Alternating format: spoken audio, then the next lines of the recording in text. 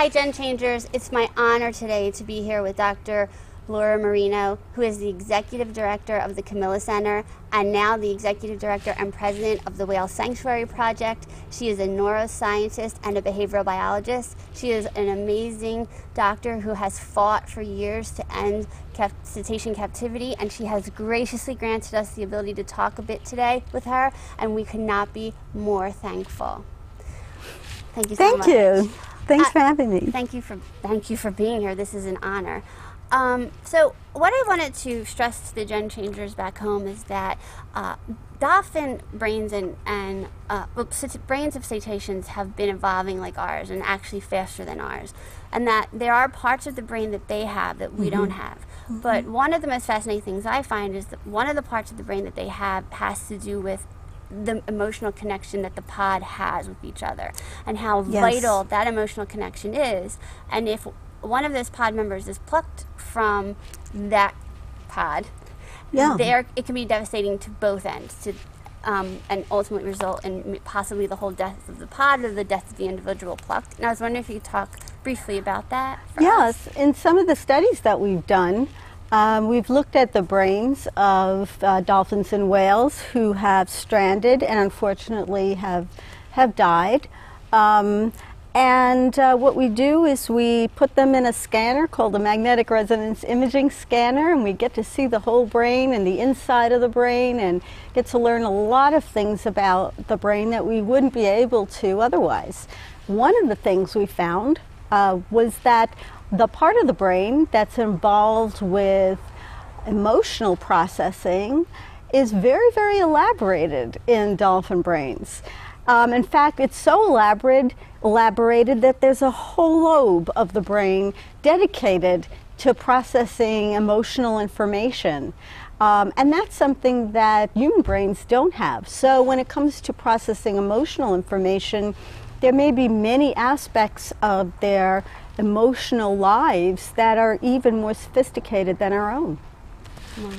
So because of that, once they're put into captivity and they're suffering because once they've been removed from something they're so emotionally attached to, just like we would be removed from our family, that's we right, need our family to survive, they have some stereotypical behaviors that probably we wouldn't know if we weren't looking for it, or just a lay person going to a captive industry wouldn't necessarily look at that behavior as abnormal. They might not know that orcas don't log, or that the bottom of their chins shouldn't be dark, or belugas should not be circling. Yes. But those are called behaviors based on stress, right? Yes, exactly. So, when you go to a zoo or an aquarium, or if you go and you visit people who are in a hospital where there's some pathology, right? Some emotional disturbance, some psychological disturbance, you're going to see the same thing because everybody reacts to stress pretty much in the same way. And some of the things that you're going to see are repetitive behaviors that really don't make any sense. They don't have any purpose, and it could be circling around and around the tank. It could be, a certain body movement. Some of those behaviors are really self-destructive, like banging the head against the grate or a wall, grating the teeth. These are all called behavioral stereotypies, and you see this in anyone, human or not, who is psychologically distressed. And you see this in captive dolphins and whales. And so the devastating effects of captivity has really led you to sort of spearhead in 2015, I believe, was the first time you guys had a roundtable talk about the Whale Sanctuary Project. And this is really what's led you to have this sort of, we need this sanctuary where they can stay and be fed, or if they hunt, that's great because that's enrichment, but we need this, we need a better way of life. Exactly, and what the Whale Sanctuary Project is all about is giving animals who have been abused and exploited their whole lives, thrown in concrete tanks and forced to perform, giving them a little back of what we took from them. Yes.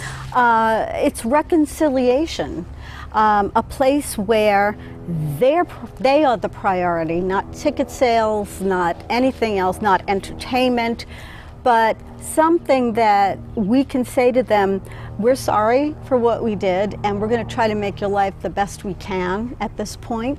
And that's why sanctuaries are so important, because they're able to do that. Not every animal who's in a concrete tank can be just released into the ocean, because they need to survive, and some of them don't have those skills. But in a sanctuary, they will live in an environment that's as close as possible to their natural environment, and that's what they want. And so if the Gen Changers wanted to learn more about your sanctuary, they can go on to, I assume, www. Yes, you can go on our website at www.whalesanctuaryproject.org. Okay. We also have a Facebook page and a Twitter page. And we plan to do a lot of educational work associated with this project. So stay tuned, because we plan to be educating the younger generation so that they don't repeat the mistakes of the past. And maybe this could be something that Generation Change works towards. This could be our second trip. We could maybe visit one of the sanctuaries in the future and get some firsthand science-based facts about these animals and how to protect them. You may be working there someday. I cannot thank you enough for sparing your time. Oh, thank you. Dr. Marino is so busy and truly one of the heroes in this battle, and we at Gen Change are so grateful to have you. Thank you so much. And oh, my pleasure. Always, we will support any project that you are spearheading. My pleasure. Thank you. Go you. Gen Changers.